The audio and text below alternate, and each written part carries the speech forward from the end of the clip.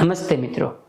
જ્યારે ઘરમાં કોઈની મોટી બીમારી આવે ત્યારે એક મોટો પ્રશ્ન એ હોય કે આ રોગમાં કયા ડૉક્ટરને બતાવવું.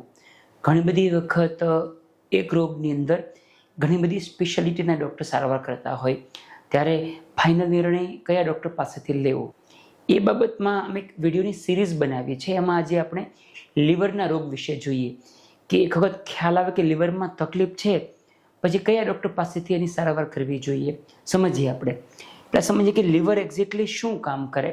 થોડુંક બેઝિક સમજીએ. આ અન્નળી છે, આ સ્ટમક છે, પછી આંતરડું આવે, આ લીવર છે.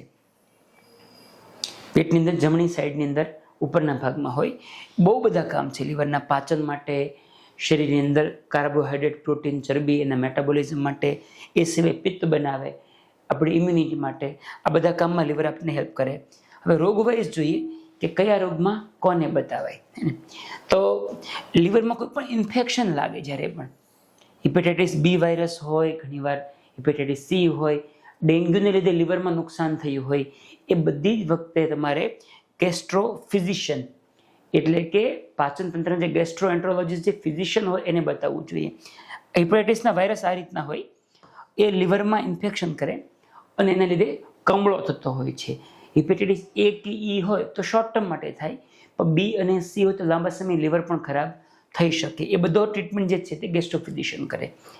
એ સિવાય સિરોસિસ ઓફ લીવર અને લીવર ફેલિયર થોડુંક બે સમજીએ. આ બંને રોગ એ ગેસ્ટ્રોફિઝિશિયનનો વિષય છે. પણ સિરોસિસનો મતલબ શું થાય? પહેલાં જેમને આ રોગ હશે એમને ખ્યાલ જ હશે કે મને સિરોસિસ છે. આ સાદું હેલ્ધી લીવર છે. હવે એ લીવરમાં ફેટી લીવરને લીધે ચરબી જમા થાય, અથવા તો આલ્કોહોલ ડ્રિંકને લીધે લીવરમાં નુકસાન થાય, કે હિપેટાઇટિસ બી કે સી ઇન્ફેક્શન હોય, ધીરે ધીરે કરતાં લીવર વીક થવા લાગે, એની ઉપર નાની નાની ગાંઠો જેવું બની જાય લીવરની સપાટી ઉપર, અને છેલ્લે લીવર ખરાબ થાય એને આપણે સિરોસિસ કહીએ. સિરોસિસના દર્દીમાં જ્યારે તકલીફ વધે ત્યારે પેશન્ટને લીવર ફેલિયર થાય. તમને એકચ્યુઅલ પિક્ચર બતાવું. આ હેલ્ધી લીવર છે, આ પિત્તની થેલી છે, આ મારા ઓપરેશન દરમિયાન મારા પેશન્ટના ફોટો છે. આ હેલ્ધી લીવર છે, એકદમ નોર્મલ છે. અહીંયા લીવર ચરબી જમા થવાથી થોડું સોજો જેવું લાગે લીવરમાં, ના લીવર પરમનન્ટલી ખરાબ થઈ ગયું છે, લીવર પર ગાંઠો બની ગઈ. તો જો લીવરમાં સિરોસિસ હોય તો એના માટે આપણે મોટાભાગે પહેલાં ગેસ્ટ્રો ફિઝિશિયનને બતાવવાનું થાય. જો આ લીવર માટે ટ્રાન્સપ્લાન્ટ કરવું પડે તો જ એમાં સર્જનનો રોલ હોય. આ નોર્મલ લીવર છે, એકદમ સ્મૂથ સરફેસ છે. આ બધી નાના નાની ગાંઠો બની ગઈ. આ ગાંઠો કેન્સરની નથી, છે સાદી ગાંઠો, પણ હવે આ લીવર પરમનન્ટલી ખરાબ થઈ ગયું છે. હવે લીવર ફેલિયર એટલે શું? તો લીવરમાં જે સિરોસિસ મેં કહ્યું કે લીવર ખરાબ થઈ જાય, એ દર્દીમાં જ્યારે પણ ઇન્ફેક્શન લાગે, કોઈ બી કારણથી જ્યારે બોડીને સ્ટ્રેસ આવે ત્યારે દર્દી લીવર ફેલિયરમાં જાય. એટલે કેવું થાય, લોકોને પેટમાં પાણી ભરાય, ઘણીવાર કમળો થાય. આપણા ખોરાકમાં જે ટોક્સિન આવે એને લીવર ફિલ્ટર કરે, ડિટોક્સિફિકેશન કરે. એ ન થઈ શકે એટલે ઘણીવાર દર્દી અર્ધબેભાન અવસ્થામાં વચ્ચે કંઈ ગમે તેમ બોલવા લાગે, બેહોશ જેવું થઈ જાય. એ બધા લીવર ફેલિયરના સાઇન્સ હોય છે. એ કંઈ બી પ્રોબ્લેમ હોય તો મોટાભાગે આપણે ગેસ્ટ્રો ફિઝિશિયન એટલે કે પેટના ફિઝિશિયનને, ગેસ્ટ્રોએન્ટ્રોલોજીસ્ટને બતાવવાની જરૂર હોય. તો નેક્સ્ટ, સર્જનનો ક્યારે રોલ આવે લીવરની અંદર? એમ તો અમુક રોગ એવા છે જે તમારે સ્પેશિયલ સર્જનનો વિષય ગણાય. એમ એક છે લીવર કેન્સર. લીવરની અંદર ઘણીવાર સાદી લોહીની ગાંઠ હોય તો કંઈ કરવાની જરૂર ન પડે, પણ એક વખત સર્જનને બતાવીને કન્ફર્મેશન કરી લેવાનું. જો કેન્સર હોય, અથવા તો ઘણીવાર લીવરમાં પ્રાઇમરી કેન્સર ન હોય પરંતુ આંતરડામાંથી કે બીજી કોઈ જગ્યાથી કેન્સર લીવરમાં ગયું હોય. એક મોટું આંતરડું એવું અવયવ છે કે જેનું કેન્સર લીવરમાં ફેલાય તો એ ગાંઠ કાઢી શકે, છતાં પેશન્ટ સંપૂર્ણ સારા થઈ શકે સ્ટેજ 4 હોવા છતાં. એ બધા કેસમાં આપણે સર્જનને બતાવવું જોઈએ. અંતિમ નિર્ણય સર્જનને લેવા દેવો જોઈએ, પછી બીજા ડૉક્ટરના ઓપિનિયન ભલે લઈએ. એ સિવાય લીવરમાં જો કેન્સર આ રીતનું દેખાય, આ લીવર છે, આ કેન્સરની ગાંઠો છે, તો એ ઓપરેશનથી ઘણા ખરા કેસમાં કાઢી શકાતું હોય છે. એટલે ઓપરેશન કરવું ન કરવું, દર્દી ઓપરેશન ટોલરેટ કરશે કે નહીં, એ બધા નિર્ણયો ગેસ્ટ્રો સર્જન લેતા હોય છે. ઘણા લોકો ગેસ્ટ્રો સર્જનને HPB સર્જન, લીવર સર્જન ઘણા બધા નામથી ઓળખતા, પણ મૂળ વસ્તુ એક છે. એ સિવાય લીવર કેન્સરમાં જો કિમોથેરાપી લેવાની થાય એનો રોલ બહુ વધારે નથી હોતો, તો ઓન્કો ફિઝિશિયન કે મેડિકલ ઓન્કોલોજીસ્ટને બતાવવાનું હોય.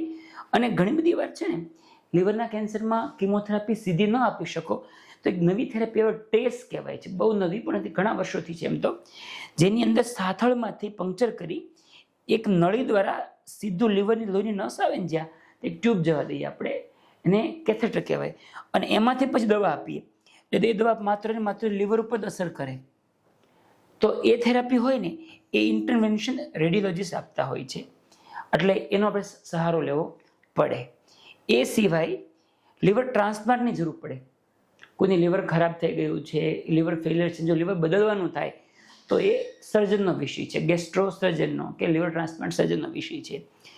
આ હેલ્ધી લીવર હોય કોઈ વ્યક્તિનું તો એમાંથી આટલો ભાગ કાઢી લઈએ, આટલો ભાગ, એ ભાગ આ બીજા દર્દીને આપણે પાછો લગાડી દઈએ, આપણે એને લીવર ટ્રાન્સપ્લાન્ટ કર્યું કહેવાય. જો કોઈ વ્યક્તિ બ્રેન ડેડ હોય તો આપણને એનું આખું લીવર મળી શકે અને બીજી વ્યક્તિને આપણે પૂરું લીવર આપણે લગાડી શકતા હોઈએ છીએ. તો આ બધું જ કામ છે તે લીવર ટ્રાન્સપ્લાન્ટ સર્જન કે લીવર સર્જન કે ગેસ્ટ્રો સર્જનનું ગણાય. એ સિવાય લીવર ઇન્જરી, લીવરમાં કંઈ ટ્રોમા થઈ, વાગી ગયું હોય, બે રીતે વાગે. એક, કોઈ જગ્યાએ પડી ગયા હોય, એક્સિડન્ટ થયું હોય તો લીવર પર ઇન્જરી થાય, આ રીતની ઇન્જરી થાય. બહારથી વાગે ને લીવરમાં ઘણા બધા ટુકડા જેવું થઈ જાય, નાના નાના પીસીસ થઈ જાય એમ. અને ઘણીવાર શાર્પ ઇન્જરી હોય, કોઈને કંઈ શાર્પ વસ્તુ કોઈ મારેલી હોય, એવા કેસીસ ઘણીવાર આવતા હોય. તો એવા કેસમાં બી આપણે ઓપરેશન કરવું કે ન કરવું, દવાથી આવશે, એ બધા જ નિર્ણયો આપણે ગેસ્ટ્રો સર્જનને કે લીવર સર્જનને લેવા દેવા જોઈએ. એ સિવાય પથરીનો જે રોગ છે, સ્ટોન ડિસીઝ કહેવાય જેને આપણે.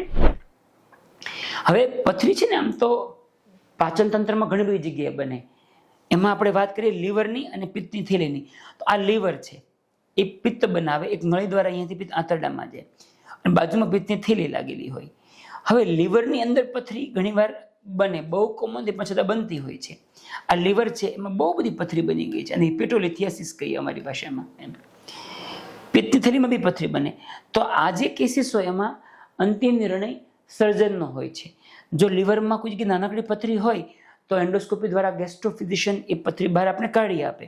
પણ પિત્તની થેલી કાઢવી પડે અથવા લીવરની અંદર ટ્યુમર સ્ટોન હોય તો એમાં ઓપરેશનની જરૂર પડે. એ દરેક કામ ગેસ્ટ્રો સર્જન કરતા હોય છે. તો હવે તમને ઘણો ખરો આઈડિયા આવી ગયો હશે કે કયા રોગમાં કયા ડૉક્ટર પાસે અંતિમ નિર્ણય સારવાર માટે કરાવાય. છતાં તમને કંઈ ક્વેશ્ચન ક્વેરી હોય, કંઈ ન સમજાયું હોય તો કોમેન્ટમાં જરૂર જણાવશો. ધન્યવાદ.